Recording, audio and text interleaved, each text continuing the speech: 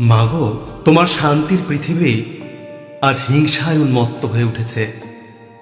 অযথা নিষ্ঠুর রক্তপাতে ভিজে গিয়েছে দেশের মাটি।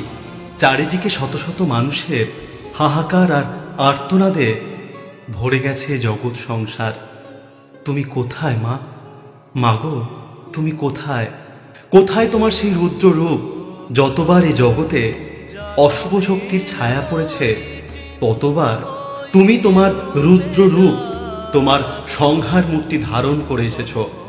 সেই অশুভের বিনাশে কখনো হয়েছ দুর্গা, তো কখনো হয়েছ কালী, কখনো চণ্ডী, কখনো বগলা।